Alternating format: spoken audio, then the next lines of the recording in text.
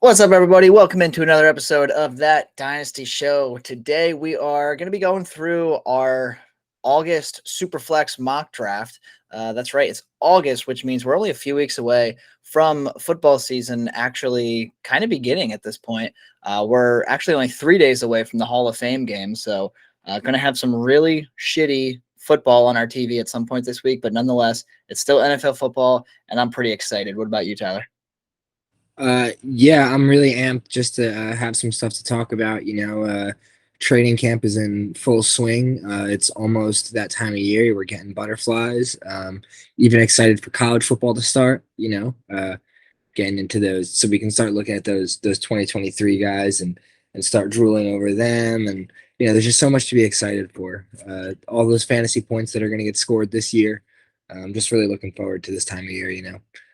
Yeah, dude, I can't wait. I'm just counting down. It's gotten to the point where I'm watching some sort of different highlight video from last year over and over and over again, almost every single night, because I'm just really chomping at the bit for football to get started. But while we're waiting for football to get started, it's the perfect time to perfect our craft and do some mock drafts before the season kicks off.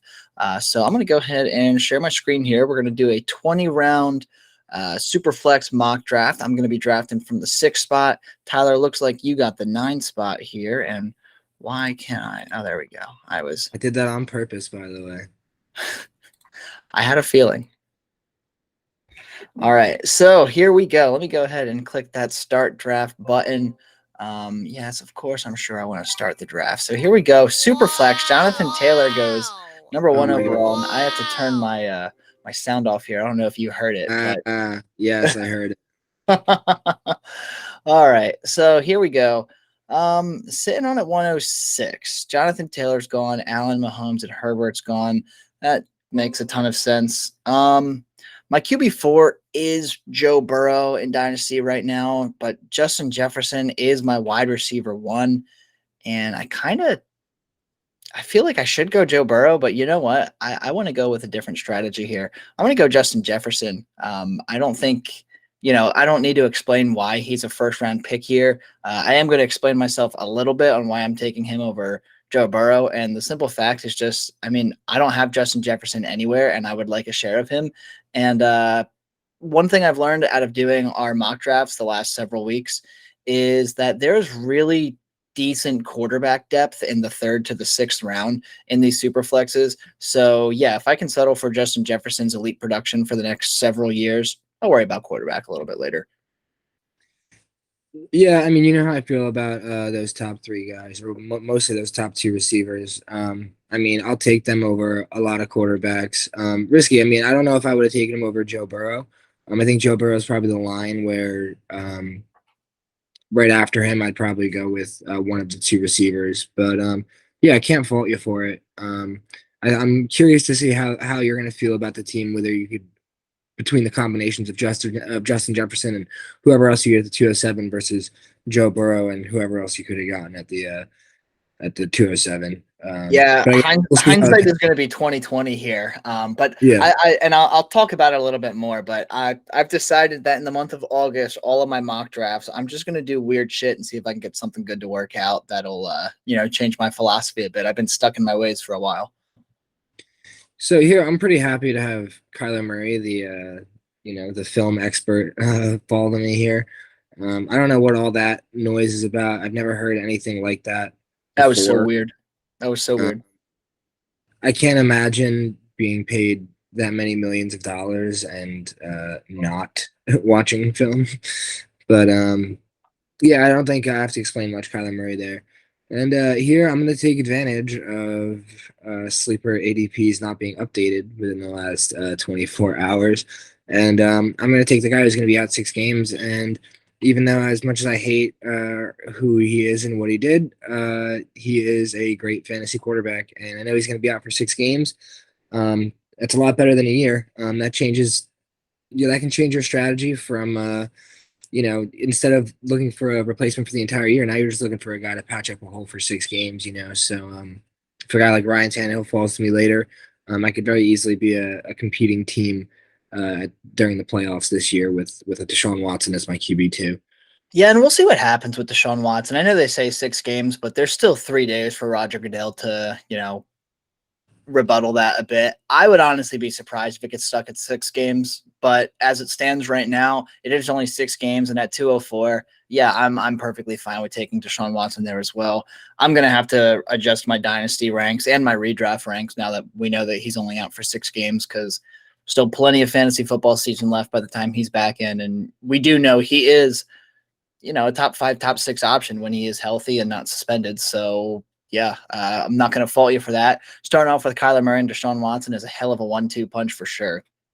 So here I am at 207, and I'm kind of stuck between the top two guys that are shown here on the board. Mark Andrews is my tight end one, and I preach him in the middle of the second round all the time. And Jalen Hurts is my QB 8 overall in Dynasty. You can see here there is 8 guys already off the board. So this is a value slightly in my mind. Um, as much as I love Mark Andrews, since I did punt on the quarterback position in round one, I think I am going to go with Jalen Hurts here as my QB1 because he has legitimate QB1 overall upside, right? He can pass. His passing numbers are okay, but he's got a hell of a supporting cast out there, and that rushing upside is top 2 in the league, probably only behind Lamar Jackson. Like, let's be real here. Jalen Hurts is a scramble quarterback. He's going to get a ton of touchdowns on the ground. Wouldn't be surprised to see him reach pay dirt, 8 to 10 times just with his legs alone. So yeah, I really like getting him here, and I'm not going to be too upset with that. So that's where I thought you were going to go. But so now I'm going to take the time to ask you the question: Justin Jefferson, Jalen Hurts, or Joe Burrow and Mark Andrews? I think I'll take Jefferson and Hurts at that point. I'm actually really happy with this start. One of the things in the fantasy football community that I just don't understand is people think Jalen Hurts has like no job security, and that is so not true whatsoever. It doesn't make any sense to me. The Eagles haven't done anything to even suggest that they would go out and look for another quarterback anytime soon. Jalen Hurts brought him to the playoffs last year, and people kind of forget that he basically was a rookie last year, right? He played what 4, maybe 5 games the year before that, and they even benched him in the final game because they were trying to lose. So, I mean, I think he's got a ton of job security. Him and AJ Brown are like best friends, and I think they're going to be a really good connection for the next several years in Philadelphia. So I don't understand why people are fading Jalen Hurts, but I'll take him as my QB1 pretty happily. Yeah, like you mentioned, job security, and I mentioned this with a couple other guys in a couple other videos. Like, if he doesn't have a job here in Philly, he's gonna have a job somewhere else, and we kind of know that he's like team proof. From what we saw last year, he finished as a QB9 when he didn't really have very much around him besides a rookie Devonta Smith. And as much as I like him, he was a rookie, so I mean, it's kind of tough to be a lead receiver unless you're Jamar Chase as a rookie. But Yeah, yeah, I definitely agree. Jalen Hurts, good guy to have as your QB1 when you're drafting him in round 2, in the middle of round 2. definitely. Well, my philosophy here is now changing a little bit because this guy, I've been fading him for many months, but the San Francisco 49ers just extended Debo. They gave Jimmy Garoppolo permission to seek a trade. It's officially Trey Lance season in San Francisco. He is penciled in as my QB 13 overall in Dynasty, but that was before I've made any adjustments with Debo and Jimmy Garoppolo. Just looking at my list, Trey Lance is probably going up to like QB9, maybe QB10. So I'm going to take him here. I'll roll with Trey Lance and Jalen Hurts as my 2 quarterbacks. That is just rushing upside on top of rushing upside. And they both have absolute phenomenal supporting casts. So I'm actually pretty pumped with this start. That is an absolutely awesome start. I was just gonna say, I mean, for skipping out on quarterback in round 1, I wouldn't expect for Trey Lance to fall this far in a lot of startups. I know there's a lot of the dynasty community is really high on Trey Lance right now, but yeah, I mean, as far as this mock goes, man, I mean, you found wide receiver basically 1 or 2. I mean, flip a coin, doesn't matter, right? And then Yeah. you have 2 guys who, in terms of value right now, definitely top 10 at the position. There's a lot of people who would not trade Trey Lance for Russell Wilson straight up right now. So I think he did a good job on that one. Here, I'm looking to, and as much as it sucks, gonna take Jalen Waddle as my wide receiver one. I do, as much as I love Jalen Waddle, I mean he's gonna be competing with Tyreek Hill for the next however many years, 4 years, 3 years, however long that contract was.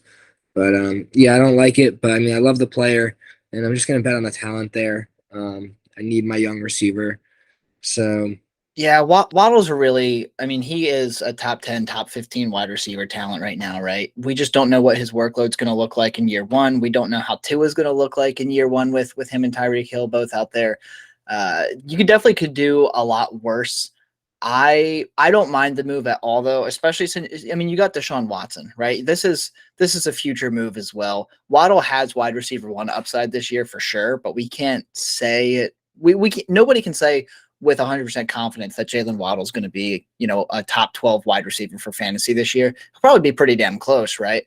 Um, Me personally, with the start of Kyler Murray and Deshaun Watson, I like going Jalen Waddle over Stephon Diggs here. I prefer Stephon Diggs slightly more in most settings. I do have Diggs ranked a little bit higher than Waddle in my dynasty rankings, but I think this makeup makes a lot of sense. yeah, it was really tough for me to go Waddle over Diggs. But like you said, I mean, when I have two quarterbacks that are just so young, and I mean, there's a lot of other talent that's on the board here still too, So I'm gonna go with the youth and to follow that strategy. I mean, I have a tough choice here. I think I have Drake London over Deontay in my receiver rankings, but I really feel like I want to take the security of the immediate production that I'm going to get with Deontay Johnson. I know there's a lot of question marks around him and around his situation in Pittsburgh, but I feel like he is the best choice for me right now because the reality is, if I do end up finding a top 12 receiver, I could build this roster into a competing one and one that's really going to be successful long term. So I think Deontay Johnson fits that hybrid build that I'm going to look to create here. Yeah, I like that. And Deontay, we don't even know if he's going to be in Pittsburgh, right? There's already trade rumors circulating that he could be on his way out if they don't want to sign him to a long-term deal. I think they will get a deal done, and I think Pittsburgh it's perfectly fine for him, right? I mean, Ben Roethlisberger was shitty last year, and Deontay Johnson still went out there and put up a top 10 PPR season. So I'm sure between Trubisky and Kenny Pickett, I don't know if Deontay will stay as a top 10 option this year, but the volume's still going to be there, right? It's almost unimaginable to think he'll be anything worse than a top 16, top 18 guy, even in a rebuilding offense. So I like that pick. I think it's good immediate production. I think there's a lot of good future value there as well. Yeah, he's definitely high in my receiver rankings. I think George Pickens is the biggest threat to him over there in Pittsburgh. I really do believe in George Pickens' talent to end up being a top receiver, and I think Pittsburgh believes in him as well. We'll see who Kenny Pickett likes. I guess that's really going to be the determining factor, right, of who gets to stay there long term and be that guy. But I mean, we'll find out. We'll cross that bridge when we get to it. Yeah. So here I am. I still don't have a running back, and I kind of want to punt the position a little bit because part of me is like, ooh, George Kittle. That's a great positional advantage there. But I think I'm going to go with Travis Etienne. I was going to force myself to take Alvin Kamara here if he had fallen, and obviously he didn't. He just went 2 picks before me. Kamara's not going to get suspended anymore. His hearing keeps getting pushed back, and at this point, I would be surprised to see any sort of disciplinary action against him in the NFL. Alvin Kamara is a top 10, top 12 guy at the very worst, especially in PPR leagues. And Travis Etienne this time last year, everyone was saying he was going to come in and be Alvin Kamara light. I was definitely one of those guys thinking he was going to come in and be like that. Etienne smashed all of the predictive models that I have smashed in film. He's going to be in a great situation, right? He still has his college quarterback and Trevor Lawrence throwing to him. And yeah, I don't necessarily know that I trust James Robinson 100% coming back from a ruptured Achilles. I know ETN's coming back from that Liz Frank injury, but he has been resting up for the last, 15 months now, something like that. He tore it pretty early in the offseason last year. So I have full confidence in him. I have him ranked as an RB1 in my dynasty rankings, and getting him here, I mean, there's a ton of upside, but I'm pretty happy to get him at 407. Yeah, that's really awesome value. There's a lot of people that have him like neck and neck with Brees Hall. You know, in a lot of leagues, like if you're if you're looking to get Travis Etienne and a piece for Brees Hall, it doesn't make sense for a lot of people to make that move because they kind of view them laterally. So getting Etienne at the 4-7, I think next year he's going to be going a lot higher in startups. Yeah, I think so too. I really do. I think ETN's going to play himself into a universal top 12 role in everybody's dynasty rankings, right? I think he'll be, at the very least, a top 2.5 round selection in these super flex leagues next year. So we'll see what happens. Here I am. I'm back on the clock, 506. And there's a decent amount of wide receivers here, but I think I can wait an extra round before I take my wide receiver 2, wide receiver 3. There's still a decent amount of running backs here. And this is what I'm going to do. I technically have David Montgomery ranked a little bit higher, but I'm going to go with Aaron Jones. I just went with the uncertainty and the upside that is Travis Etienne. Aaron Jones he is one of the very few guys that you can get this late in a startup draft that has legitimate RB1 overall upside in 2022, right? Like, we don't know what's going to happen in Green Bay now that Devontae Adams is not there. They really don't have a go-to receiver outside of Aaron Jones. Like, Aaron Jones is Aaron Rodgers' wide receiver 1 right now, arguably. Even if he's splitting touches and even if he's only attempting 40% of the carries and AJ Dillon's getting all the rest, Aaron Jones could very well see, 80 to 90 targets this year. And yeah, I mean, we've seen him put up 40-point fantasy point games in the past. Won't be surprised to see him do it again. And I think he's going to do it at a pretty decent amount this year. So I'm taking Aaron Jones. He's a short-term guy for me. Probably is only going to last on this team for 1, maybe 2 seasons. But hey, I'm going for the upside in year 1.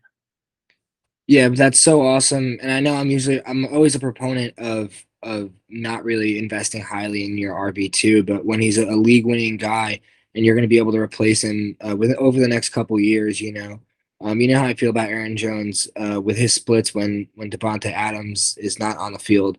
He literally is Christian McCaffrey-esque when it comes down to the receiving game and how many fantasy points he's going to put up. I think it's something like 28 points per game he put up over the last 3 years without Devontae Adams. So even if he loses 10% of that or 20% of that, and he's a 22 point per game guy, that's still probably going to be up there with the top 2 running backs, top 3 running backs in the league this year. So Exactly. definitely. And like 3 top 10 finishes back to back to back. Like, it's cool. I'm happy with that, Yeah, and he realistically should be in the same boat with guys like Austin Eckler and Dalvin Cook at this point. I I think he should too. I mean, he's got a year on them, right? He's already 27, where I think Dalvin Cook's still only 26, right? Yeah, Dalvin Cook's 26. Austin Eckler might actually be 27 now that I'm thinking about it. But I you're think he totally right in saying that Aaron Jones deserves to be in the same conversation as those types of guys, because he does have league winning upside, and he's got maybe like 6 months on them in age. Yeah, awesome pick there, for the price what you just paid for him. I really do like that a lot. And here I probably would go with a running back 1 here, but because I'm comfortable with taking a handful of the guys here as my RB1, um, I think I'm gonna stretch here and take another young receiver, and really build a true 0 RB build. This is a young team, and I don't want to be too invested in running backs. I think I'm gonna be good for a long time, and I don't want hurt players on my roster right now. I'm going to take a guy who I think is going to be valuable for a long time in Treylon Burks here. I think there's no world where I would want to be giving up Treylon Burks for a guy like Jerry Jeudy or Keenan Allen, even Devonta Smith right now. I think I'm getting probably the best receiver out of that group. I probably wouldn't even take Terry McLaurin. I mean, Michael Pittman, DJ Moore, Drake London, obviously those 3. But I think I'm getting pretty good value with Traylon Burks. And again, I think he's going to be a guy who's drafted higher than this next year. Maybe a round or so, probably in that. I think maybe in that Deontay Johnson, George Kittle range where they just went, a couple picks ahead. Yeah, I had a feeling as soon as Traylon was sitting there and he was top 5 of the ADP, I was like, I know who Tyler's taking. But I notice here you were one pick short of getting David Montgomery as your RB1. Would that have been the move here if Monty was still there? So it would have been a coin flip for me between Monty and Josh Jacobs. That's fair. I think I probably would lean Josh Jacobs. I think I have Josh Jacobs higher in my running back rankings. I think Josh Jacobs is going to get a lot more goal line work than David Montgomery will this year, just in terms of what that offense is going to produce. So I'm actually pretty happy with the fact that Josh Jacobs just fell to me there. I mean, I think Josh Jacobs is so undervalued. The guy's only 24 years old, nonstop top 12 production. Pretty much every year besides his rookie year where he was out a couple games, and even then he was still a top 24 option. Even actually in standard leagues, he was RB14. So he still got so much work. The guy's perennial top 12. I think the offense is going to take a step up this year with Devontae. I think they're going to have a lot more opportunities to score, and Josh Jacobs has been that goal line guy for the Raiders. Over the last 3 years, we see 7 touchdowns, 12 touchdowns, and 9 touchdowns. So I feel really good about Josh Jacobs being my guy here, and I'll hope that that Vegas extends him. Yeah, I think that's a really good pick there. I mean, I've been saying it the last several months, right? If Vegas knows they're not going to commit to Josh Jacobs long term, there's nothing that's stopping them from just running him into the ground. They can give him 300 carries. They can give him 60, 70 targets if they want to, because there's no consequence for them, right? It's not their investment. Who cares? And I really think, there's a lot of reports that are going to say, oh, Zamir White's going to take this goal line carry. Oh, Kenyon Drake's going to be involved in the passing game. Oh, yada, yada, yada. Like, no, I think Josh Jacobs is going to take 70% of all of those touches in that backfield, at least. Like, I really genuinely think they're going to run him into the ground, use him as much as they possibly can, because, I mean, let's face it, they went out and got Devontae Adams, right? They're a win now team. They're trying to win, and Josh Jacobs is significantly better than Kenyon Drake and Zamir White. So they're going to use him. They're going to use him a lot. I don't mind that pick at all as your RB1. And he's 24 years old. He's going to land. He'll get a second contract somewhere else. He'll be perfectly startable. Don't know if he'll have the same upside that he does in Vegas. It really just depends on where he signs next year. But yeah, in my opinion, he's a smash play for the 2022 season, and he's young enough to rebound after that. Yeah, I think he's so underrated. There's a lot of the community that's off of him because of the contract questions, but I mean, I think if he balls out this year, why wouldn't Vegas extend him? I mean, we'll find out. It is a deep running back class next year, so maybe Vegas has their eyes on another guy in the draft in the second, third round next year or something like that. But yeah, we'll see. Josh Jacobs. I know Josh Jacobs is a good NFL running back, so I'm fine with it. Absolutely. So I only have 30 seconds left on the clock here. I can guarantee you know who I'm taking here. I'll let you say it for me if you want. Oh, duh, Chris Godwin. Of course, it's Chris Godwin. Chris Godwin has been a top 13, top 14 dynasty wide receiver for me. Even after he tore his ACL last year, I was not or was it? Yeah, it was the ACL. I wasn't too worried about it. He's a freak athlete. I knew he was going to come back. He's already easing back into training camp. He's going to be all systems go by the time it's week 1, which is just a crazy turnaround on that injury. But yeah, I'm absolutely amped. I'm not worried about the Julio Jones signing whatsoever. Julio Jones is going to be a great dynamic for this offense, but he's going to replace Gronk in the red zone essentially. And Chris Godwin, he was never ever even a top 2 red zone target in this Tampa Bay offense, right? It's always been Mike Evans and it's always been Gronk for the last 2 or 3 years. And I'm not taking Godwin with the hopes that I'm getting 10 plus touchdowns. I'm taking Chris Godwin, not Mike Evans. I'm taking Chris Godwin because I know he's going to catch a shit ton of balls. He's going to have a shit ton of yardage, and he'll still probably get, 6 to 8 touchdowns on the season. He's just a tremendous wide receiver. And the fact that, he's my wide receiver 12, wide receiver 13, something like that in Dynasty, getting him at the 607, I feel like I just stole something from these computer bots. Yeah, he is like the do-it-all guy, and for a lot of the dynasty community, it was like the 106 and Chris Godwin was kind of like the baseline for what like trades were in terms of value this year. But and that's kind of it's funny 'cause it's where they went back to back with Chris Olave is a lot of people's 106, and then Chris Godwin back to back. But there's no world where I'm gonna trade Chris Godwin for Chris Olave. As much as I believe in Chris Olave, Godwin's a proven guy. He's a do-it-all guy in Tampa Bay. And when he went down, the reports were, that was kind of like a panic thing for Tampa Bay. It wasn't. I mean, he's not necessarily the 12, 13 touchdown guy, but like you said, 6, 7, 8 touchdowns, and he's the guy who gets a bunch of catches and does everything for the offense and really generates a lot of the production and a lot of what they do in Tampa Bay. So you know how I feel about Chris Godwin. I think you actually have essentially a perfect draft right here. You went. I don't think I would have done things any differently, and I think I have a feeling I know where you're going to go here I'll as just go well. ahead and I'll take him.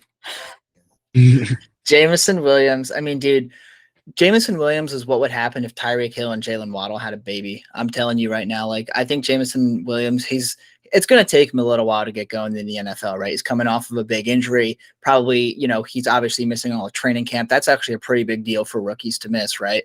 He can do all his studying up and everything like that, but he's not building the rapport with Jared Goff. He's not building the rapport with the other receivers on the field. So, it's going to take him a little while to get up and running. I wouldn't be surprised to see him I wouldn't be surprised to see him do something similar to what Amon-Ra did in the second half of last year, right? Like Amon-Ra came out of nowhere in Detroit and just completely won people their fantasy leagues. And I don't know if Jameson Williams can replicate that kind of production because that was kind of unprecedented production.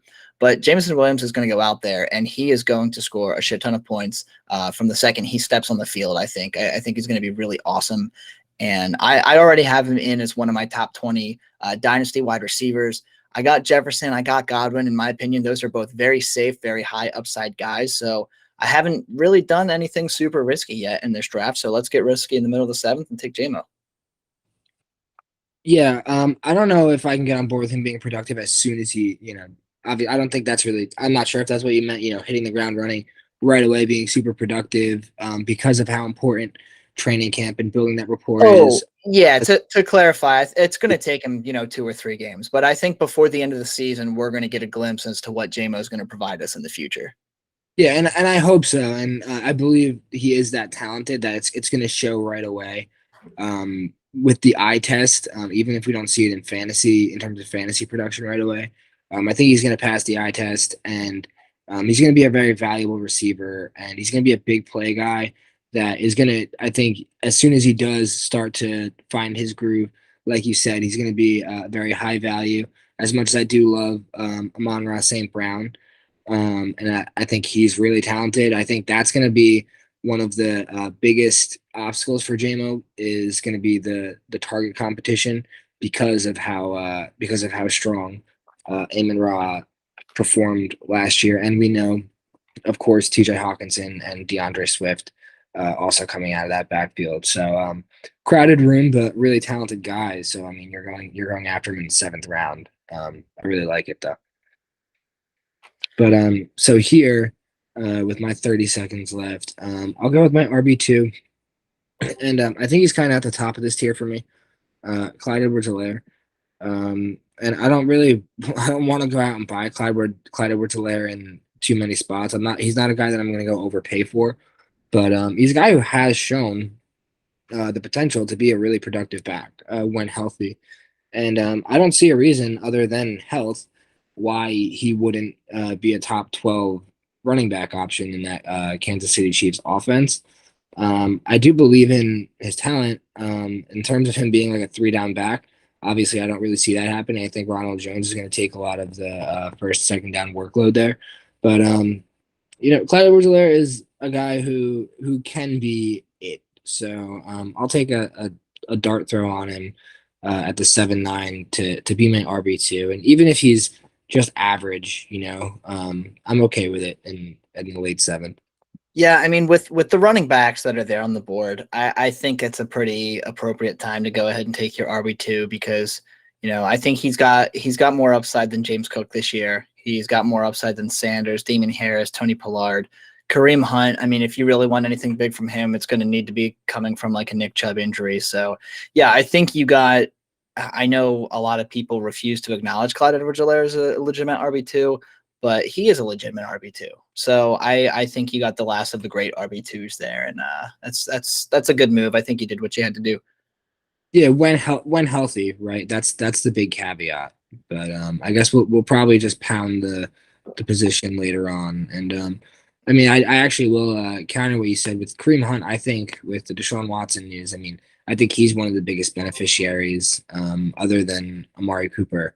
I think Kareem Hunt for this year, definitely. I mean, we've seen him. He puts up top 12 numbers when he's playing and when he's getting the lion's share of carries. And even sometimes without it, when Nick Chubb's healthy, just in the receiving work that he gets, he puts up productive weeks. So I think he's going to get a big boost. I think he's going to see a lot more of the field this year as Cleveland maybe transitions to a more pass heavy offense with Deshaun Watson.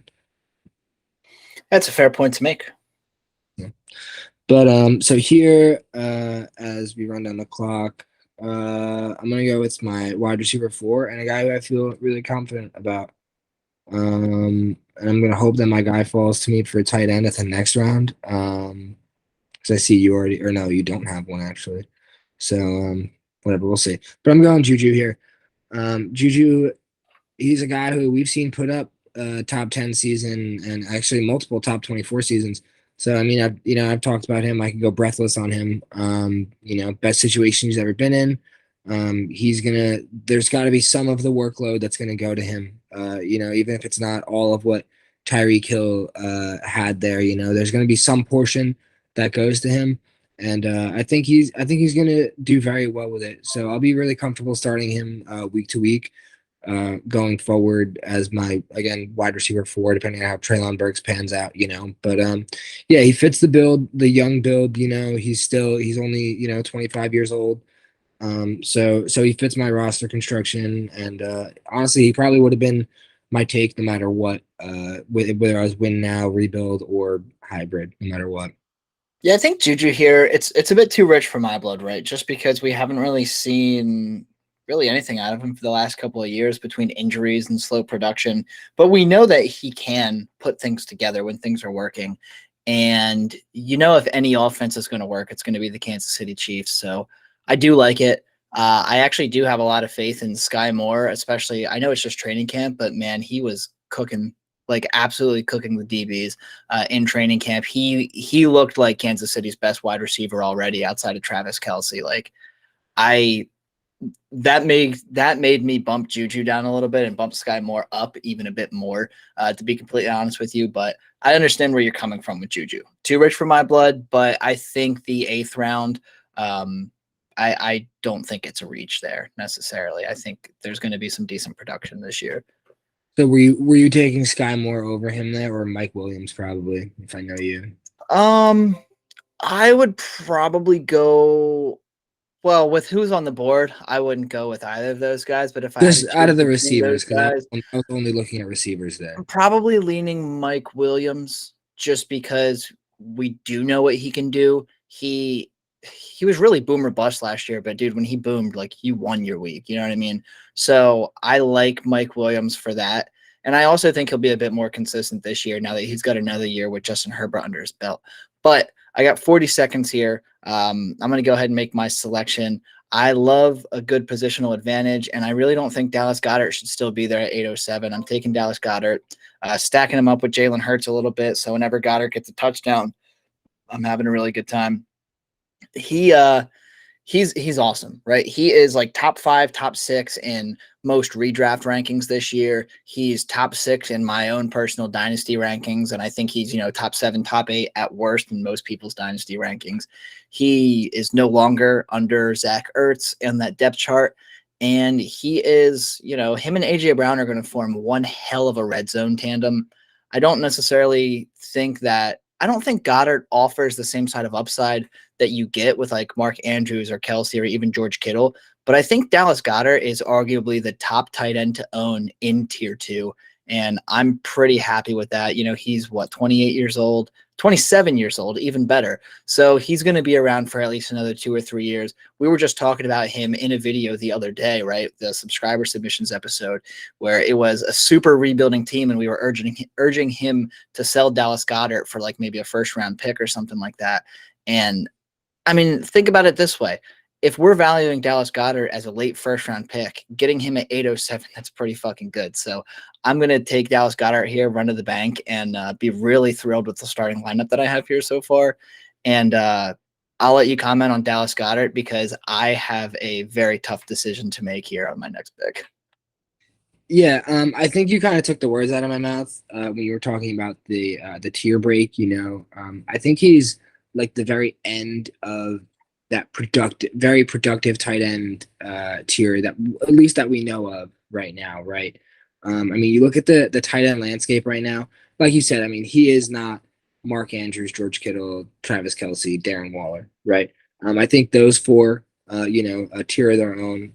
Kyle Pitts, just out of youth, he's kind of in his own tier right now. I know you have Mark Andrews over Kyle Pitts, but in terms of the dynasty community, Pitts is way over him. But then you go to Hawkinson and Schultz. They still have the youth and production. I think those three, Hawkinson, Schultz, and Goddard. I think that's the very end of the production range of the tight ends before you get into the Pat Fryermuth and Dawson Knox guys that you're really hoping to see improve. Dallas Goedert's the last one that you're going to be able to trust for this season right away. I agree. And the fact that Hawk is going to the end of the sixth and Dalton Schultz is going in the middle of the seventh, like the fact that I'm getting Dallas Goedert significantly later than both of those guys, I'll gladly take it. But I got 30 seconds left here. I've made my decision, and it's going to be Brandon Ayuk. I'm getting another stack. So I got the Trey Lance to Brandon Ayuk. I got Jalen Hurts to Dallas Goedert. I won't get too much into this Ayuk pick because I really talked him up a few videos ago. But just know that Trey Lance and Brandon Ayuk, that's a match made in heaven. I know they just re-signed Debo, and a lot of people are pumped up about that. But Brandon Ayuk and Debo Samuel had the exact same target share with Trey Lance in the 2.5 games that Lance did play. Lance and Ayuk, I know it's been 1 week of training camp, but they've been tearing it up together. They look completely synchronized. And yeah, I mean, Ayuk was a top 15, top 16 wide receiver between weeks 10 and 18 last year. It was a tale of two seasons for him. If he can put that all together, I see no reason to believe why he can't be at least a back end wide receiver too this year. And yeah, I'm calling for a Brandon Ayuk breakout year in 2022. So I'm happy to get him. He'll be my filler while Jameson Williams is out. And who knows? Brandon Ayuk could end up being a legitimately just really good receiver.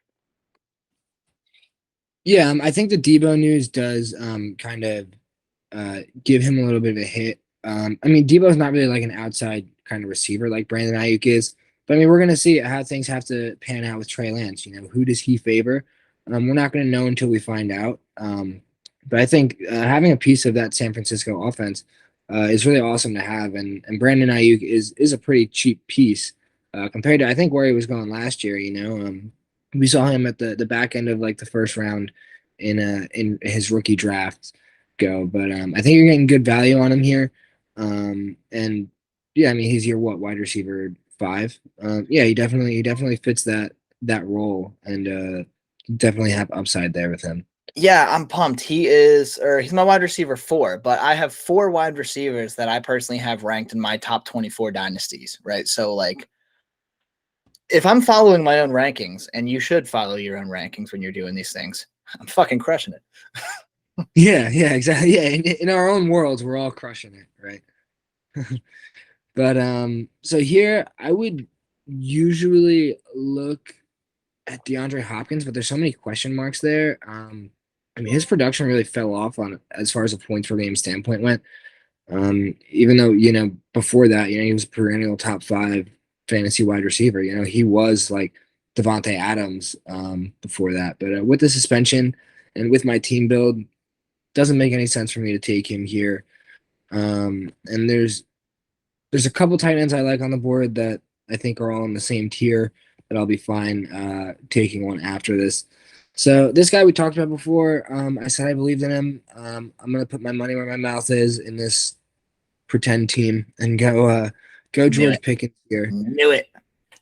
I think he not only gives me an insurance policy on Deontay Johnson, but I think he is a high upside guy that I do believe in. And I did believe in before this year, watching him in college. I mean, the injuries really set him back. I think he could be a guy who really pops off and is just so many people passed on him that are going to regret it. Letting things cloud their judgment. But Yeah, I think Pickens would be in a similar conversation to, the Chris Olaves and the Garrett Wilsons of the class. I really think that he could have been in a similar conversation as them, had some things gone a little bit differently for him throughout his course of college. So, yeah, I like Pickens here at 909. I think that's a pretty good value. And now I'm gonna show up my tight end room here. And in a lot of worlds, again, I would like to have Zach Ertz probably over Cole Kmet on teams that are competing, but with the build, with the total young guys, I'm gonna stick with it and go Cole Kmet here. Yeah, I know you like Cole Kmet. We think we're gonna see a touchdown improvement out of him. And yeah, I think he'll be a perennial top 10, top 12 guy, over the course of his career. So I'm fine with him there. Yeah, I'm a big Cole Kmet guy. I love that pick. I love that pick a lot, honestly. Cole Kmet's my go-to guy if I miss out on, Hawkinson, Schultz, Goddard tier. So definitely no complaints from me there. I genuinely have no idea what I'm going to do here at my pick. Looking at my rankings, looking at the board, it's kind of all over the place. I do like the fact that DeAndre Hopkins is still there. I think when he gets back, if I can combine him as an every week starter with Godwin and Justin Jefferson, that sounds kind of deadly, to be honest with you. We know DeAndre Hopkins can still absolutely ball out when he's healthy. Last year was kind of a weird year, right? Like we didn't see massive production out of him, but Kyler Murray, it was a tale of two seasons, right? The first half he was really good, the second half he was really bad. DeAndre Hopkins was banged up every other week, it felt like. So I really don't want to hold that against him. So I'd be going the first 6 weeks without him, and I'm already going the first 6 weeks probably without Jameson Williams. So I don't necessarily know how much that makes sense, but just thinking about what could go on at the end of the season, putting him with Godwin and Jefferson kind of sounds pretty fucking cool. The only other guy on this board right now that I'm considering taking over him is Chase Edmonds. And I really think I'll be able to get Chase Edmonds on my next turn. So I'm going to take DeAndre Hopkins and aim for that, league winning upside with him. Yeah, like you said, when it comes down to it, league winning upside, who can win you the league? Who can even do a job for you? That's the most important job is who can win you the league. So, like I said, I was thinking about him over George Pickens and Cole Kmet, but didn't fit the build. So, like him for it. Absolutely. Yeah, no, I like it. I like it a lot. Getting him in the middle of the 10th round. I mean, if you told anyone even this time last year you were getting DeAndre Hopkins in the middle of the 10th round, you would be called crazy easily. So I don't know. I'm looking at the board now. I already have 5 receivers under my belt. I do only have 2 running backs, so probably going to lean there. Ramondre Stevenson is a guy that I haven't given a lot of looks to, and I think that is a mistake. I have him ranked as my running back 35, so, a low-end RB3. Apparently, he looks significantly better than Damian Harris already. He's getting a lot of looks out of the backfield in training camp. He's tearing it up. The New England beat writers are like head over heels in love with Ramondre Stevenson right now. And there's a lot of indications that are pointing towards him being, this year's breakout running back. So he is heavily in favor here for me. Like scrolling down this list, I don't really see anyone that I'm like, oh man, I gotta have him on my team. And I think Ramondre Stevenson offers, he offers a bit of a role this year. He was PPR 47 overall running back last year. Not that that's amazing as a rookie, but he did that in only 12 games. And Damian Harris stole literally 15 touchdowns in front of him. And it's going to definitely be a lot more even this year. So I think I'm going to go with the upside and take Ramondre as my RB3. Yeah, and you know what you're getting when you're getting a piece of the New England backfield. You know, you're getting 15, 0, 3, 2, 3, 24, 3, 2, 8, 3, 25. So I like that in the RB3 spot. You know, when your guys are on bye weeks or unhealthy, you know, you either blow out the other team or you know you get blown out. You know, but I do like Ramondre Stevenson there. Exactly. And I mean, dude, he flashed big time, right? Like second to last game of the season, 107 yards. He went on a 5-game streak where, this one game, 46 yards, whatever. But like he went on a streak where it was all 60 plus yards on not many carries, 62 on 10, 69 on 12, even 46 on 9 actually isn't even too bad now that I'm looking at it. James White is getting older. They need someone that's going to be able to catch the ball. Ramondre Stevenson is that guy. So why not? I think he offers the most upside, especially for getting him two full rounds after Damian Harris at this point. Like you said, the later you get in your draft, you're just looking for those guys that are going to potentially give you that league winning upside. And if even one of the reports about Stevenson is accurate, then he should be able to outplay his ADP here. And so I'm so glad that you just said those last three sentences because here we are and I'm taking him. I don't care. Calvin Ridley is my wide receiver 40. Next year, I'm calling it right now. He's going to be like my wide receiver 14. He's going to play 3 games. He's going to shoot up boards. It's so absurd to me that that guys like DeAndre Hopkins, Christian Kirk, Chase Claypool go before him. I think it's so crazy. Calvin Ridley is a really talent wise, he is a top 10 receiver in the NFL. Fantasy wise, I think he's going to be a top 15 guy as soon as he comes back. And he's only 27. He's got another 3-4 years of production. So I think when he comes back, I've talked about him before. I'm buying him in every single spot that I can. I think he's literally going to be getting drafted up in the 4th round, late 3rd round of startup drafts because he's just going to come back and he's going to produce. He's had so much time off. I hope that he's been preparing. I hope he's going to prove me right. I hope that maybe I get a share of that $1,500 for supporting him so much. But yeah, I love him and I want him on every dynasty team that I have at the cost. Who can win you the league? Who can smash their ADP? I'm gonna have to wait a while for it, but in 2023, Calvin Ridley could be that stud veteran receiver that my team is really focused around. That a lot of other teams got in the 3rd and 4th round in this startup that we have. Yeah, your team is looking more and more like you're kind of pushing it off to 2023, though. Obviously Kyler Murray's immediate upside. Josh Jacobs is big upside this year. But you even said it, you went Waddle over Diggs, which is something you typically wouldn't do because you wanted him because you have such a young core with Kyler Murray and Deshaun Watson, who Watson's also out for those 6 games, right? Then you have Cole Kmet, who we're still waiting on the breakout. We have Traylon Burks, who's a rookie. Juju's in a brand new situation. George Pickens is a rookie. Like, this is a pretty good team that you put together, right? But especially you going with that Calvin Ridley pick, it kind of solidifies, like, this is probably more of a 2023 roster than anything at this point. What do you think? Yeah, and I mean, it was like you said. You again took the words right out of my mouth. I mean, the Jalen Waddle pick was kind of pivotal in the 3rd round. Going that way kind of handcuffed me a little bit throughout the rest of the draft. I mean, if I went Stephon Diggs in the 3rd, I'm going Mike Evans 100 times out of 100 over Traylon Burks in the 5th. So and that might have changed my mind with Juju and Mike Williams. That it would have changed a lot of things for me throughout this draft for sure. All right, you got 15 seconds here. You know what you're doing? Great. Nope, not at all. You want me to pause it? No, it's okay. I'll figure it out. Got it. He's working the clock. Got 5, 4, Melvin Gordon. 3. Melvin Gordon. That's a strong pick, right? You know that he's going to have at least some sort of workload in Denver. I don't foresee him getting 50% of the split again, but I also don't see him dropping below 40, maybe even 45% of the split.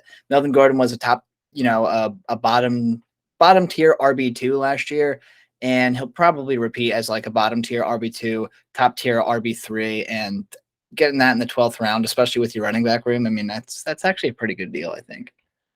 Yeah, and I think he's kind of just going to be like a filler piece that maybe helps me finish in, seventh place in the league this year, Yeah. But then, in all reality, it's probably just a value pick that I'm going to be looking to trade during the season, and those picks are okay, in the 12th round, when I'm looking at the board and in those 7 seconds when I don't see a lot of guys that I think the league is going to be valuing. I'm going to take a guy that I think I'll be able to trade for a third round rookie pick when another team's desperate for a start. Those contending teams don't want to give up weeks of production when their running backs are on bye weeks. So and third round picks are really really easy to pick up in the league. So yeah, I'll take the trade piece in Melvin Gordon. Yeah, I like it. Definitely not going to fault you for that. I'm in a bit of a weird spot here. So I have my two quarterbacks. I have all my starters, right? I'm just building a bench at this point. And part of me wants to go Trey McBride because I think it's fantastic value. Trey McBride was one of the few college tight ends ever to see 1,000 yards in a single season. I don't care what school you're from. I don't care what division you're playing in. Tight ends don't get 1,000 yards in a single season in college. He's very talented. He's playing behind Zach Ertz. Before he was drafted to Arizona behind Zach Ertz, I was comping him to Dallas Goedert, who also started his career behind Zach Ertz. So it's just like one of these weird, the prophecy is true kind of things. I'm probably going to go with him actually, just because, like I said, I do like him a lot. Tight ends take, 1, maybe 2, maybe even 3 years to really turn it on, but that's okay. I have Dallas Goedert for the foreseeable future. Zach Ertz is going to be in Arizona for another year or two. Trey McBride's going to learn from him. I think he's going to be, I think he's going to firmly be in, that tier of your Hawkinsons, your Schultz, your Goddards within at least, I would say about 2 seasons. So it's a wait and see approach with Trey McBride, but I got it covered with Goddard. And when Goddard's out the door, I'm going to have McBride. So I'm pretty happy with that pick there. Yeah, I think that actually, perfectly fits the timeline here, and like you said, we know tight ends take a couple years to really come about into their potential. And I do believe in Trey McBride, and I do believe in the Arizona offense. I hope, I don't know, I just keep going back to this film thing and thinking of how crazy it is, but we'll move on from that. Yeah. So let's see. I got 2 receivers, 4 receivers. I got 5 receivers, only 3 running backs, 2 tight ends. There's a lot of starting quarterbacks out there if I wanted to go out and get my QB3, but you don't draft a round 2 and a round 3 quarterback to go and get a QB3 midway through the draft. Like, I'm probably going to wait until the 15th or 16th round. There's going to be a guy there. So I'm just kind of scrolling through. And again, we're looking for those guys that offer big upside down the road. And part of me wants to go with Darrell Henderson because I think him and Cam Akers are going to have a very similar workload, and you're getting Darrell Henderson at less than half the cost of Cam Akers. With that being said, I don't think Philly has a lot of confidence in Miles Sanders, and I have a lot of confidence in Kenny Gainwell personally. So I'm going to take Kenny Gainwell as my RB4 here. He's got a tremendous amount of PPR upside. He is efficient when he's actually given carries. And, Boston Scott and Miles Sanders, they're both only signed through the end of this year. Kenny Gainwell is the only guy that is potentially on the roster in 2023. If he can show the kind of spark that he did in those few games that we got glimpses of Gainwell last year, I don't see any reason why he couldn't be a legitimate piece to this offense. I think that he's never going to be a workhorse, especially not at his size, but he can be one of those guys. I'm a really big fan of Chase Edmonds. Kenny Gainwell plays extremely similar to a guy like Chase Edmonds. There's a lot of PPR upside to be had there. So I'm going to roll with him. Yeah, Kenny Gainwell's a guy who, like you said, when he gets the ball and when he gets touches, he does stuff with it. I had a trade in my inbox in our league midway through last year. It was Kenny Gainwell for Miles Sanders and a third, and I don't think I took it. I think I held Kenny Gainwell, and I remember asking you what you thought about it, and I mean, I think you were on my side with that one. Just hold it and take it to the bank.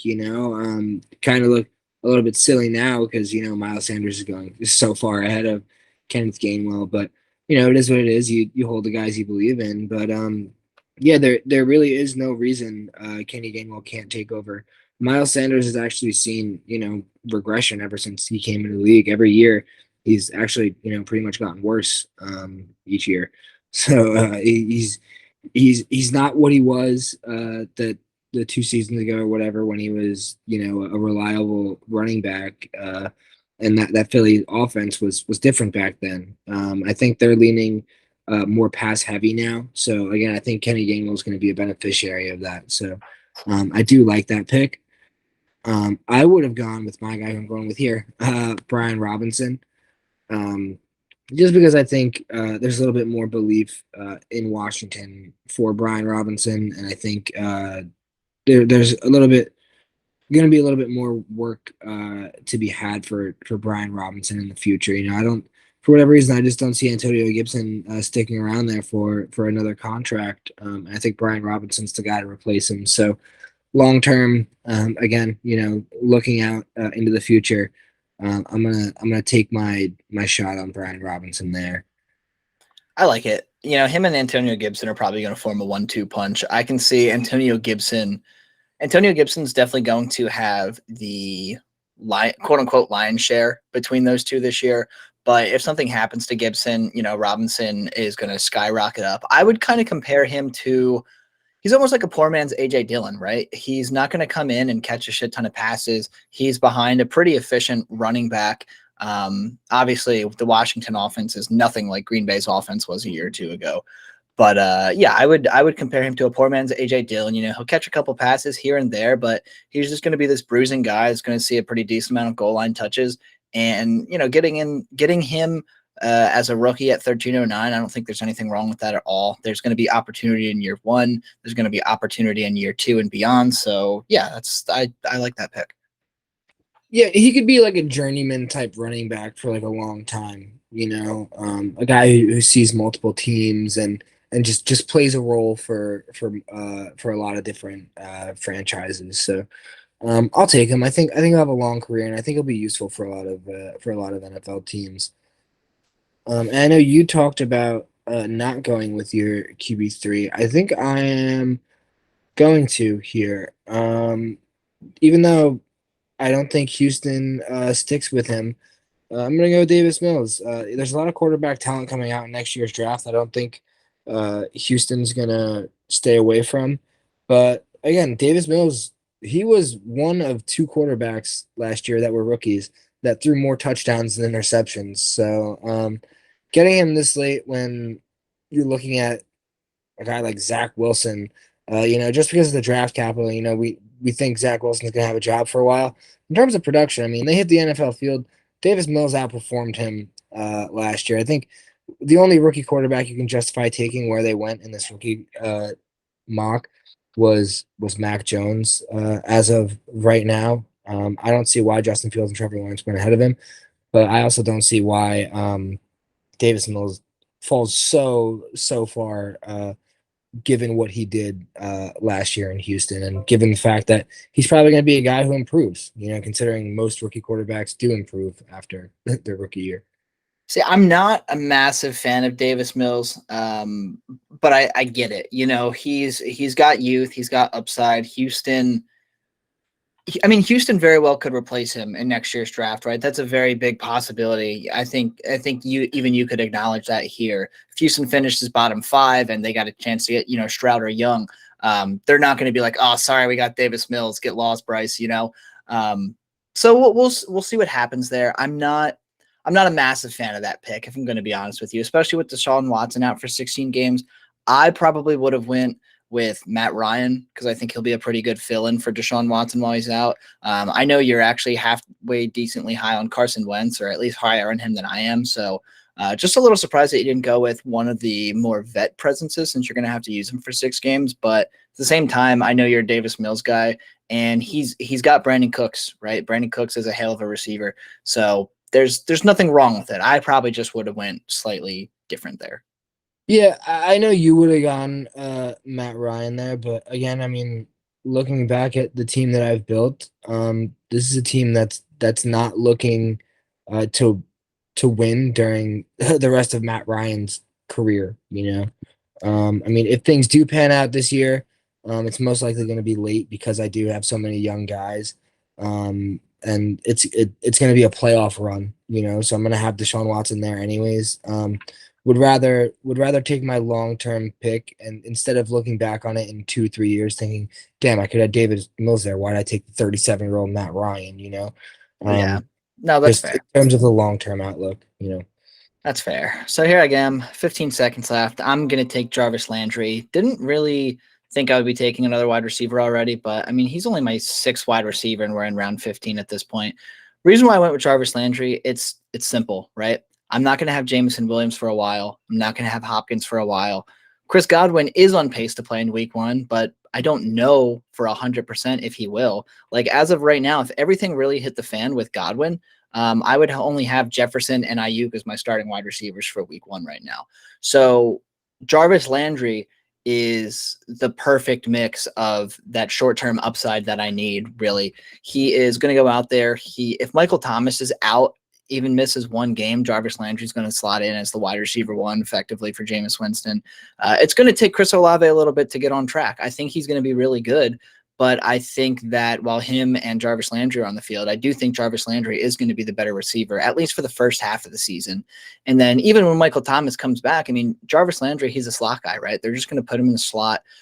Lord knows that's something that New Orleans has been missing the last couple of years, is a legitimate slot guy. So Jarvis Landry, he'll be captain check down there. He has been captain check down in Cleveland, captain check down in Miami. And I really don't think New Orleans is going to be much different. So if I get in a jam, I'm more than happy to use him as a flex option or my wide receiver 3. You know what I mean? So I'm perfectly fine with that. Don't love the long-term upside, right? Like, he's already 29 years old. He probably doesn't have much left in the tank after another 2 seasons, maybe. But yeah, he's a fine filler for me this year. Yeah, and he's also a filler that, like you said, probably has another year or two left under his belt. And after he's done serving the job for your team, he can serve a job for somebody else's team who has an injured receiver. And like you said, I mean, if you're finding guys that you're going to be able to trade at some point and find some future value in the mid 14th round, you can't argue against it. Especially a guy like Jarvis Landry, who's been fairly consistent throughout his career up until 2020. Started to miss a couple games, but yeah, I mean there's no one else there besides Chris Olave. So James Winston has to throw the ball to somebody, and he's probably gonna saying 10 points a game for 10 12 points a game for Jarvis Landry. I don't think it's crazy to think at all for this season. Yeah, I think he'll be exactly what I need him to be. Bye week filler, injury filler, whatever. He'll fit that narrative. And here in round 15, I wasn't going to go with back-to-back wide receiver, but Donovan Peoples-Jones, we've talked about him on this channel before. We're both, pretty high into Donovan Peoples-Jones, I think. He is just this big contested catch receiver on the outside who really didn't get enough credit coming out of college. He's going to be Deshaun Watson's. I mean, he could turn into Deshaun Watson's go-to guy in no time. Apparently, these two are really kicking it off in training camp. Obviously, Amari Cooper is a better receiver than Donovan Peoples-Jones, but we have seen flashes from Peoples-Jones over the last few years. I've been watching a lot of Baker Mayfield highlights lately because getting excited as a Panthers fan, and there's one play that they just keep replaying, and it's a 55-yard Hail Mary to Donovan Peoples-Jones where he just goes down, bullies like 3 defenders, goes up in the end zone and comes down with it. Doesn't even get knocked to the ground, just stands his ground, lands on his 2 feet, and yeah, dude, he is a beast of a receiver. And I think he's actually a pretty damn good value in the middle of the 15th round, especially since he can be, the legitimate other outside receiver opposite of Amari Cooper. And by week 7, when Deshaun Watson's back, DPJ is going to be all wheels. Yeah, DPJ is actually a guy I was looking at for my Davis Mills pick. He's a young guy with a lot of upside who, like you said, we've seen him flash before, and he's getting a big quarterback improvement. Anytime you get a new quarterback or a receiver changes, situations, um, like kind of Captain Obvious, the situations change. Relationships are different. Amari went to Dallas and was immediately had a great relationship with Dak. We don't know that him and Deshaun Watson are going to have that same relationship. We think DPJ is very talented over here in that dynasty show. So definitely happy to get him in the middle of the 15th. When you're talking about guys like Kenny Galladay, MVS, and Mecole Hartman, I'm definitely taking DPJ there. Definitely. Yeah, great value there. Here, how gross the board looks. I could go back up tight end, but again, a handful of guys that I like there. Actually, a lot of names that I like in the tight end room over the rest of the field here. But since there's so many of them and so little of the other guys that I like, um, yeah, more late round magic. A guy that I hate to bring him up again, but JD McKissick here in the late 15th. He's at the very top of the ADP. I think that's probably for a reason. A guy who's going to serve a role in an offense, and it could be a bye week filler. And again, just an insurance policy on the Brian Robinson pick. One of those two guys is gonna accrue some value this season. It's yet to be seen which, but yeah, I guess I'll not that I'm chasing after the Washington running back room production. That not that should be highly sought after, but this late, it's one of the only opportunities I have to do that. So I'll take it there. Yeah, I'm not even gonna weigh in on it because I feel like we talk about JD so much on this channel, but he's the epitome of what you want in those last 4 or 5 rounds of your dynasty startups, right? Like he's got a ton of upside in PPR leagues, and yeah, there's literally nothing wrong with taking him this late in the draft. It's all upside, no risk. So here, 16-4, a guy who we actually have really never uh, talked about here, KJ Osborne. That's where I'm going to go. Young guy, I think from what we hear, the Minnesota offense is going to take a step up. And nobody took as big of a step up from year 1 to 2 as KJ Osborne, going from -2 fantasy points his rookie year to 158 last year, going all the way from wide receiver 804 to wide receiver 39. Pretty big jump. Yeah, I think as we see Adam Thielen age, KJ Osborne could be a guy who just gets an increase in volume and an increase in opportunity. I don't necessarily see it in the future for Minnesota to, go out and draft another Justin Jefferson early in the draft because they've already invested there and they smashed on it, obviously. So I think KJ Osborne could be a quality supporting receiver throughout his career. I like it. It's funny that you brought him up because the other day, I'm in one of my leagues. We were doing the free agency period, and I needed one more guy. I did league minimum on KJ Osborne, and for some reason, nobody contested me, and I got KJ Osborne for league minimum. I was pretty pumped with that actually. He filled in very amicably for Adam Thielen last year, and I think he's going to make one hell of a wide receiver 3 for them this year. And to your point, Adam Thielen's getting older. He could get hurt just as easily as he did last year. We don't know what's going to happen. Plus, there's a lot of signs that point to this being more of an air raid offense than we've seen in recent years. So I think there is a lot of room for KJ Osborne. And, like you said, what was he, wide receiver 30 something? Wide receiver 39 in PPR. If he offers even similar upside like that this year, and obviously, he'll probably see a little less targets if Adam Thielen is healthy the entire year. But if he's offering top 50 wide receiver upside, why not? Why not? It's the 16th round. He's young. Go for it. I like that pick. Yeah, he's a guy, and he's a guy who I think can improve. He just turned 25. I think he'll be a solid guy for a couple years. That not going to win any league or anything, but he'll be a solid filler that might put up 10 points in a given week. On a good week.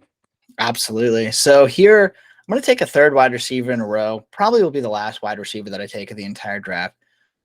We'll see. We'll see. But I'm going Romeo Doubs. Romeo Doubs is Mr. Training Camp in Green Bay right now. Aaron Rodgers is swooning over the guy. And yeah, if Aaron Rodgers is giving the seal of approval to one of his receivers, I'm all for it. It's getting to the point where the questions are about Allen Lazard, And Aaron Rodgers somehow brings up Romeo Dubs in his interview the last couple of times. He is making play after play after play in training camp. He was pre-draft. I have, when I was writing articles before, I have like 6 sleepers that you don't want to miss in your rookie drafts. And Romeo Dubs was my guy. And I even admitted, I said, look, I don't know what it is about Romeo Dubs. He tested extremely poorly in my predictive model. When I was watching his film, like he was like, he did his job, right? He didn't do anything flashy, but he never really fucked up or anything. And to me, that's the exact kind of receiver that Aaron Rodgers wants. He doesn't need a flashy kind of receiver. He just wants a guy that he can rely on, someone that's going to catch the ball 9 times out of 10 when you throw it his way. And I think Dubs is actually going to have a pretty good rookie year. I think if I were betting on this, out of all of the guys that are going to go 17th round or later, I think Dubs has the highest chance to absolutely skyrocket up boards over the next, season or two. So I'm happy to get him as my super depth wide receiver here. On the off chance that he is Aaron Rodgers' go-to guy this year, this is the literal steal of the draft. Yeah, and we've talked about it how many times during this draft. If the quarterback likes you, you're going to get that volume. And every time Aaron Rodgers is asked a question about his receiving core, he's pointing to this kid. So getting that, like you said, that seal of approval, it could pan out quite nicely for him. And it's kind of crazy thinking, the draft capital that they spent on Romeo Dubs compared to Christian Watson and Rodgers doesn't even talk about Watson, dude. There was a whole interview. He went through like his 5 or 6 receivers. He mentioned every single person in the room except for Christian Watson. Like, I haven't heard anything about him. I don't even know if he's practicing. Like, that's how they're just not talking about him. And that Aaron Rodgers is smart enough to know that people want to know about Christian Watson. Like we've been waiting so long for Green Bay to invest in a receiver, and this is the highest investment that they've made in one since God knows how long. And Aaron Rodgers up the pick. I'm telling you right now, Watson is he's athletic, and that's it. I don't think he's a very good football player, but. Anyway, I'm going to go ahead and take my QB3 here because it's not very often that you get a starting quarterback in the middle of the 17th round. I know there's a run on it here. I think that's just how the sleeper ADP makes their robots pick. So it is what it is. I'm going to take Baker Mayfield here. It's a little bit of a homer pick, but he's young. He's got quarterback. Yeah, fuck you, sleeper. But, he's young. He's got DJ. I mean, he's got a very good supporting cast in Carolina. He's 1,000% going to take the starting job from Sam Darnold. I don't even think that's a question. I think we should be more worried about Matt Corral taking the starting job from Baker Mayfield than Sam Darnold. It's not Baker versus Sam. It's Baker versus Corral, and it's actually been pretty exciting to watch so far. But, I'll take Baker here. He's only going to see my lineup in week 9 during Trey Lance's bye and week 7 during Jalen Hurts' bye. But hey, I'm going for it. Fuck it. So I don't remember. This could be totally wrong. I don't know if I saw this. You would know though. Was it true? Like one of the first days of training camp, Sam Darnold just totally like blew Baker Mayfield out of the water, like completely, like 4 touchdowns. It was the very first day. Baker Baker's first 2 days were abysmal. And that's kind of to be expected, right? Especially with new quarterbacks coming in, they're still learning the offense. They're still getting down their timing with the wide receivers. Plus, the first week or 2 of training camp, it really favors the defenses anyway, especially before the pads come on, because there's no threat of them having Christian McCaffrey running up the middle, right? Every play is going to be a pass play, especially when they're running those end zone type of end zone drills where it's just you're within the first 10 to 15 yards. Like, the defenders can cheat. So it's a lot of the stories, not just in Carolina's training camp, in every training camp gets blown out of proportion because the defenses are so godly over the first couple of weeks, but that's because, the drills favor them. Baker looked, from my understanding, I think he actually looked pretty comfortable out there today. I think he had a good day at training camp. And I think it was either Friday or Saturday. He hit DJ Moore for like 3 or 4 touchdowns in a single practice. So I think that I don't think it's going to be a competition. I think Sam Darnold sucks, but Baker Mayfield, he's got a lot to prove in Carolina, and especially with week 1 being against the Cleveland Browns, I think he's got so much to prove. I think he's going to easily take this starting job, and it'll be his to lose. But I do think Corral is going to be riding his coattails. Yeah, I wanted to grind your gears a little bit on that one, just because I know how much you've been suffering with quarterback play over the last couple of years. But so here I'm gonna go Nico Collins here. I love that pick. I didn't realize he was still there, honestly.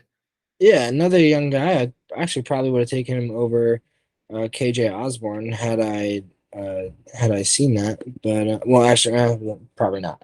But yeah, I still like getting him.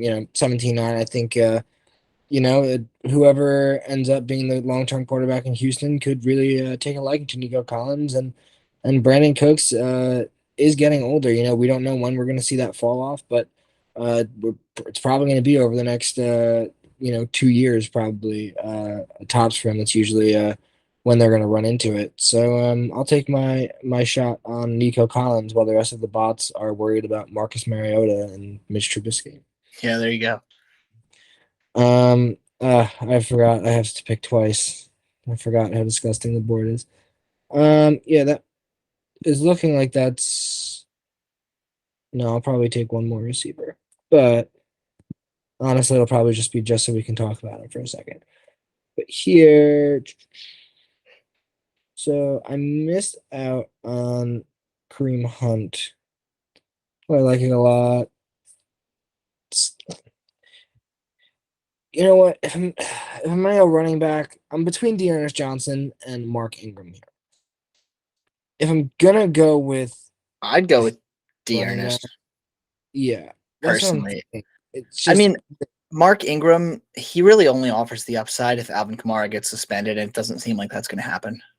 yeah, that's what I was just thinking as well. Like I don't think the upside for Mark Ingram, even when Alvin Kamara is out, I don't think it's as high as as for Dearness Johnson when Nick Chubb or Kareem Hunt are out. I And I agree because I think Dearness could. I mean, he's not the runner that Chubb is, and he's not the receiver that Kareem Hunt is, but he is a more than fine fill-in for either one of them, right? Like one of two guys could get hurt for Dearness to go out there and be relevant. Alvin Kamara would literally need to be out for multiple games for Mark Ingram to have any sort of like legitimate upside. So yeah, and I like that. even if he was out, I don't think Mark Ingram would produce the way that Dearness Johnson will when either one of those guys are out.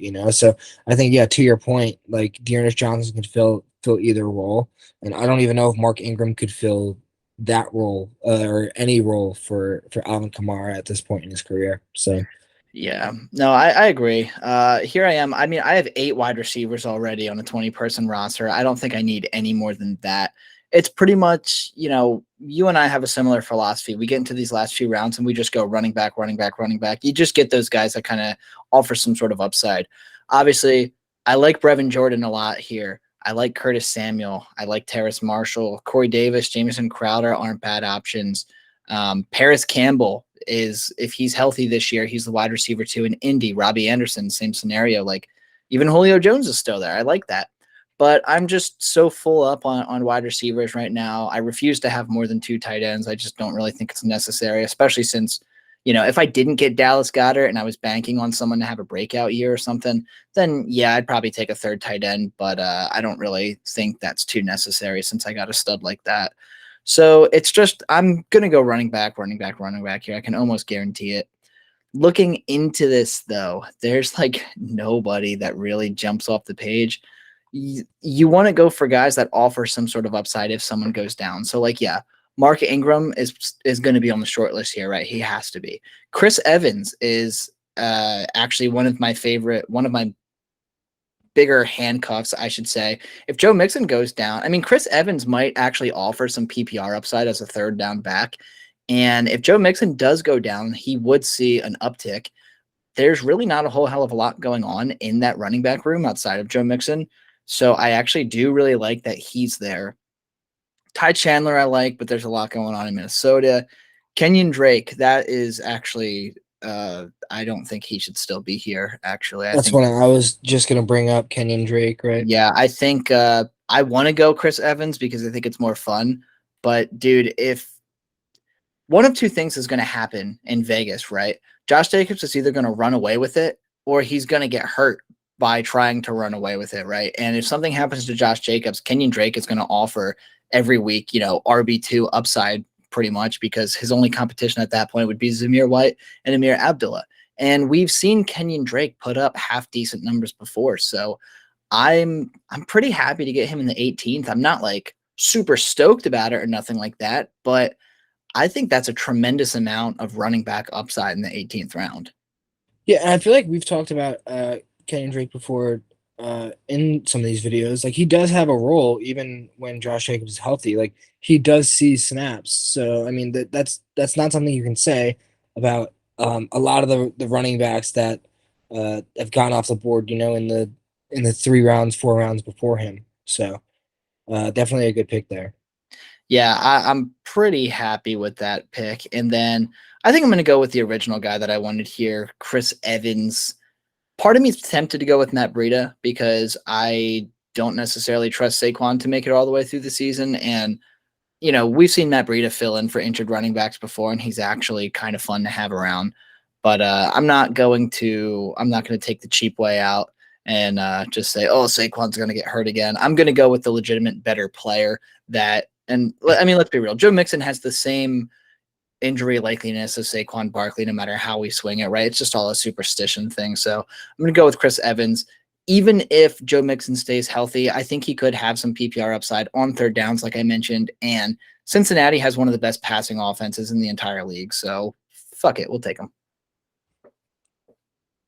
Yeah, I do like Chris Evans' situation. And I mean, Joe Mixon, I think a lot of his stock went up this past year because it was one of the first years we saw him fully healthy. So there's nothing really preventing that monster and that ghost from coming back to haunt him again. As much as I love Joe Mixon, and I think he should be at the top of that, older running back tier, even though he's not really even like older. I think he's just turning 26, right?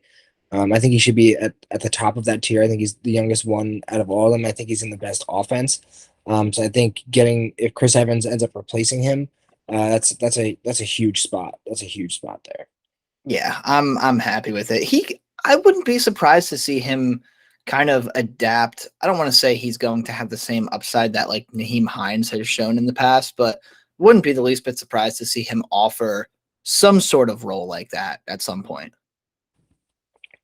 And so this pick is pretty much just so we can talk about him, just so we don't have to put out a separate video on him. Julio Jones, why not? Let's talk about him for a minute. When we go back to the historic offense that the Bucks were last year, I mean Tom Brady put up, we have it right here, almost 75 fantasy points per game for his receivers, which is just absurd. So let's say we saw a 10% regression from that. He's still at the very top of the list, right there with Justin Herbert, right? 68 points a game minus, let's say Chris Godwin and Mike Evans both put up 20 points per game, right? There's still 30 points left over in that offense to go around. And I think Julio Jones could be the one to replace some of the Rob Gronkowski, red zone, end zone catches. I think that could be kind of his role in this offense, almost more of like a hybrid tight end than a receiver because he's getting older and we saw he doesn't have that same step anymore. I think he could be a guy who just puts up some production, and his name value might go further than that to somebody in your league if he starts to string together a couple of games, and if Chris Godwin, comes back slow off of his injury, Julio Jones could be a beneficiary of that, and especially if Leonard Fournette stays fat and they don't have a running back to rely on out of the backfield. I think Julio Jones could see, a solid 10-20% of that remaining points per game that we saw Tom Brady put up for his for receiving options last year. Hey, stop making fun of Lenny. He took the weight off. But no, I like Julio Jones. I mean, you said it. He's lost his step. He doesn't look the same. We've seen him even last year in Tennessee. We saw a handful of plays that he did something really, really cool. But it's Julio Jones. Like, he can still do cool shit. He's just not going to do it at a consistent level. Julio's going to be the guy where most weeks he'll probably get you 5 to 8 points, right, in PPR. But there are going to be, let's assume he's healthy for 17 games. There's going to be at least 4 or 5 games of the season where he puts at least 80 yards and a touchdown on someone, because it's Julio Jones. I don't care how old he is. I don't care what kind of step he's lost. He is a top 10 wide receiver, probably better, of all time in NFL history. He's still good. He's playing with the best quarterback that's ever played football in the history of the world. So, yeah, Julio in the 19th round, all upside, no risk. Yeah, and I think, I mean, the huge thing, right, is that Tom Brady's throwing in the ball, Oh, you and got it's so 10 funny seconds that, here. Sorry to interrupt. oh goodness, yeah, pause it for me. I haven't even Yeah, looked. I'll pause it. You finish your thought there.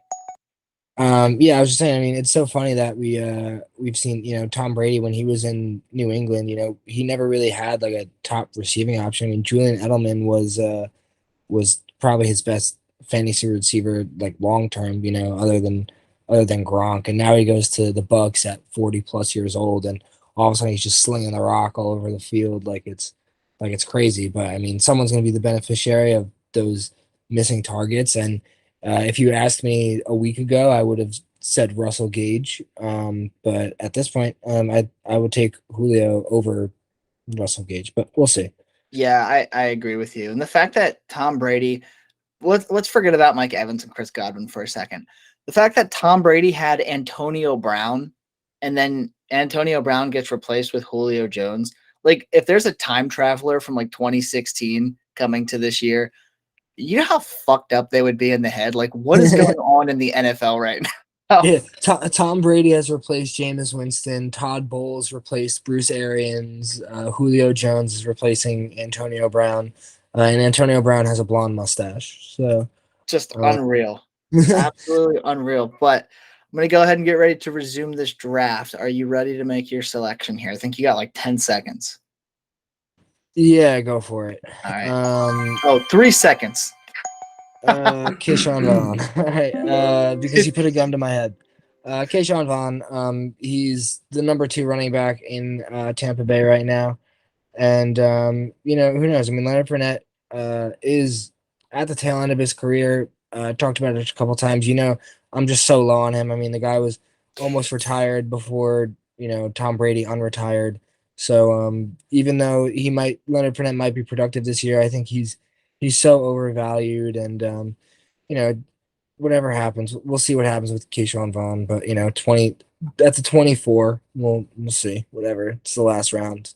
Yeah, Shoot me. it doesn't even matter at this point. Honestly, like, I want to go for a running back Yeah, because, exactly. I wanted to go for a running back, and I just didn't want to take Devin Duvernay this one time. So well, I was you're going gonna to do it. say, yeah. Well, Devin Duvernay went right before, Yeah. so probably crushed your spirits a little bit there. But no, I mean, I have 6 running backs here. And a part of me, if I'm going to go running back here, I'm going to take Benny Snell. Not because he's good, but because Najee Harris touches the ball 400 times a year. Like, Najee Harris is probably one of the biggest injury risks just because of how often he touches the ball. That being said, I don't think Benny Snell's really going to do much with the starting job if he ever took it, because Najee Harris goes down. Benny Snell's not good. That offensive line is not good. That offense is not really going to be good this year. I don't think so. I'm going to say fuck it. I'm going to remove my running backs from my queue here, and I'm going to go against everything that I know and love. And instead of taking a running back, I'm going to take another receiver. I can't quit Paris Campbell. I can't. I've been a firm believer in Paris Campbell since he was in as a rookie a few years ago. It's just been injury after injury with the guy. Last year, he went out, and I think he posted like, what was it? Let's see. 2021. No, what am I looking at? 2020 that I'm thinking of. I was thinking of 2020 when he went out there in one game, 9 targets, 6 catches, 71 yards, and then literally got hurt on like the first snap of the next game. And he was out the rest of the 2020 season. And then in 2021, slow start, didn't really click with Carson Wentz. And then boom, he's hurt by week 6 again. But he did kind of go out on a high note, a 51-yard catch and run for a touchdown. I really like Paris Campbell. I think he's got a lot of upside. I think that there would be a lot of conversations around him had he not been hurt the last literal 3 years that he's been in the league, he's been hurt every single time. So probably can say it's safe to assume he's injury prone. He's probably going to get hurt again this year. But if he doesn't get hurt, he's the wide receiver too in a up and coming offense. And I'm a big believer in Matt Ryan. I think I've really made that known over the last several weeks that I believe in Matt Ryan this year. So I'll just put my money where my mouth is. I'll take a piece of that offense because let's face it, Paris Campbell offers a shit ton more value than Benny Snell. Yeah, I mean Paris Campbell, he actually could be a candidate. I mean, we've seen a lot of receivers, hurt early on in their career. Then all of a sudden they're 25, 26 years old. They're in a good situation. It's like, oh my God, like where'd you come from? It's like I knew your name these last couple of years, but it's like you've never been relevant to me. And Paris Campbell could actually end up being one of those guys. He is still young. That offense is up and coming. I worry that it's just going to be hand the ball off and let him do the rest. But yeah, why not? Who can fault you for a 20th round pick? You could have taken Adrian Peterson here, and I would have been happy for you. Exactly. And you know what? To be completely honest, if this were a real draft, I would have taken Robbie Anderson. But I feel like he's been my 20th round pick in like half of these mock drafts that we've done. So I just wanted to switch it up a little bit. Let's do something new. Talk about a new guy, right? Yeah, I mean, for what it's worth, I want to disclose that Robbie Anderson probably would be my pick, gun to my head, if I'm actually picking there. But Paris Campbell's not too far behind him. Just wanted to talk about a new guy there. So we'll see. But before we wrap it up here, let's take a look at these teams that we drafted. So here is your starter. So you got Kyler Murray and Deshaun Watson starting for you with who was it? Davis Mills as your 6-week filler before Watson comes back from that suspension. Your wide receivers, Waddle, Deontay, Traylon Burks, Juju Smith. Really like that. Really like the upside with Cole Kmet. And then the running back room is risky, right? Like we don't know what we're getting out of Clyde Edwards-Helaire. We're still waiting for the other shoe to drop. But you could see a really big year out of Josh Jacobs. I don't think anyone or some people would be surprised, but I personally wouldn't be surprised to see him put up a top 10 year this year. Jacobs he was 21 as a rookie, but then he was 8 and 11. So to say that he could finish top 10 this year, especially in a contract year, I don't think it's asinine at all.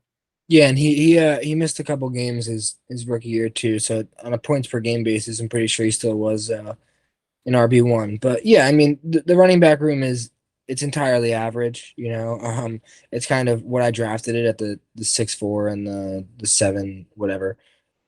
Yeah, average at best. I think there's upside to be had with Clyde Edwards-Helaire at his price, considering he was like a top 3 rookie pick in a lot of drafts. He was the 101 when he came out. So getting that value for him and a guy we have seen him produce, but we talked about it before. The health sucks.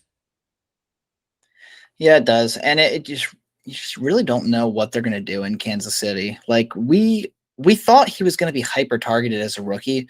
And I mean, granted, he saw 54 targets in 13 games, which is actually better than what I think he gets credit for. But I mean, we've seen Daryl Williams, we've seen Jerick McKinnon, we've seen Damian Williams over the last couple of years, right? Like just going out there and I don't know, just nothing makes sense. He's bound to get a bigger workload one of these days. Can it happen this year? Who knows? Maybe it will, maybe it won't. But I think given what was on the board and you really needed an RB2, I think that was a fairly acceptable move. And yeah, it's nothing to complain about. Obviously you want a better RB2 than that, but there's one thing I've learned about you over the last, month and a half is that you punt your RB2 position and it's adamant. And I like the upside that you got. Yeah, I mean, when I look at the other guys that were on the board, I'd take Clyde Edwards-Helaire in every world over James Cook and Miles Sanders right now.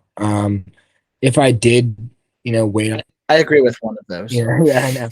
Maybe I mean, if I did wait on him, maybe I would have taken like Tony Pollard in the 8th. But yeah, I don't think I would have liked that combination of. Like it's like, do I like the combination of Clyde Edwards-Helaire and Juju Smith better, or Rashad Bateman and James Cook, or Miles Sanders, or Tony Pollard? It's like I think I like the Clyde Edwards and Juju combo. So I'm good with that there too. But it's a young squad that's going to take some time to develop. And if if Traylon Burks end up being a reliable guy, then I think I have a handful of reliable receivers in Waddle, Deontay, Traylon, Juju, and then I mean if Juju turns out to be reliable, you know how high I am on him. I'm kind of just I talk about him like it's a given. Obviously it's not. But then if Calvin Ridley comes back and blows up next year and hits the ground running where he left off, then I'm a really very competitive team and for the next couple of years. Yeah, definitely a futures team. I think this could be I think it could be a contending team for sure, but you're really banking on a quick start from Cole Kmet, a quick start from Traylon Burks, and you know, decent work from Davis Mills while Deshaun Watson's out. Because Deshaun Watson, he was your second round pick. That's a lot of points that you're going to be missing for those first 6 weeks. So really just depends on how your backup guys do. Once Deshaun Watson is back, once Traylon Burks hits it off, once Colton Kmet hits it off, I think this is a second half team for 2022 and will definitely be a legitimate team in 2023. But it just really all comes down to, can your younger guys get it done for you at the start of the season, right? So Yeah, it would be an this exciting team, story to follow. yeah, if this team does pan out, it's gonna be a playoff team. It's gonna sneak into the playoffs and then it'll come into its own. I'm not gonna be a dangerous team in the beginning of the season. That's not by any means. It would be honestly probably wishful thinking even by the end of the season. I'd really be more looking forward for next season and probably be looking to move as many of these guys that I drafted in from the 12th to the 20th round as I can. For sure. And looking at my team, dude, I got to tell you, I'm in love with this team. I kind of want to hit this button that says convert to league because I want this team to be mine. I want it to be real. Jalen Hurts and Trey Lance. It's for not taking a first round quarterback. I don't think I could have asked for a better quarterback tandem there. Trey Lance is, especially now with the news, he should not be falling into the third round of almost any super flex. If he does, it should be like 301, 302. I got him at 3.6. Very happy. I think Jalen Hurts is going way too late at 2.7. I've gone on the record and say that, I would take him as early as the last pick of the first round, depending on who's there, or, the first or second pick of the second round. I'm a really big Jalen Hurts guy. So in my mind, I have extreme value at quarterback. I'm absolutely amped over that. I think ETN and Aaron Jones is the perfect combination. ETN offers year one upside and youth. Aaron Jones offers 1 year upside, but there's almost no way that he doesn't finish of at least a top 8 running back this year if he's fully healthy, right? Like it should be wheels up for him. And I don't love the rest of my running back room. Ramondre Stevenson, Kenny Gainwell, Kenyon Drake, Chris Evans, like I really need ETN to pan out. I really need Aaron Jones to stay healthy. That's definitely the weakest position that I have is running back for sure. But my starters are making me more than happy there. Yeah, I mean, I think Aaron Jones is a guy who's going to age gracefully. We are huge Aaron Jones guys over here on this channel. I think the receiving upside is just he's going to be relevant for I think beyond this year. I think into his 28, 29-year-old seasons, I think he'll still be a 13, 14, even 15-point bringing guy just based off the receiving upside alone and just based off the relationship that he has with Aaron Rodgers and the lack of investment and the lack of talent that they have at receiver. I think they're going to need Aaron Jones into next season as well. I think he's going to age very gracefully. I think you got a lot of upside in Travis Etienne. We've also ranted and raved about Etienne. In that tier of Etienne, Dobbins, and Cam Akers, we're taking Etienne every time there. He's a guy who could, like we said, pan out into Kamara, Barkley-esque type of running back, and he's got his entire career ahead of him. So. Yeah, I'm excited for both of these guys. A little scared for my depth, but Ramondre and Kenny Gainwell, they could hit it off, right? They're both entering their second year in the league, so who knows what's going to happen with them. My receiver room, dude, I love this receiver room so much. Jefferson, obviously everyone's going to be happy with him. Godwin, has been way too underrated. And I don't think in a real draft, I don't think I can get Chris Godwin at 6'7". I think that the sleeper ADP is a little lacking. I think that he's probably a 5th round pick at the very least. So I think I just kind of got lucky with the mock draft there. But yeah, Jefferson and Godwin, hell of a 1-2 punch at that wide receiver position. DeAndre Hopkins by week 7, DeAndre Hopkins is my wide receiver 3, right? That's going to be really cool. I think Brandon Ayuk can fit in perfectly fine as a flex option in the meantime. Jameson Williams, I'm obviously not going to have for a little while, but that's why we went and we got Jarvis Landry, right? Assuming that I'm not going to have Williams for the first 6 games or so, I can put Landry in as my flex spot, as my flex number 2. And I think I could definitely steal some wins. I don't think this is a 6-0 team. But I think this is 4-2 at the very least. And when DeAndre's back, when JMO's healthy, dude, good luck stopping this team.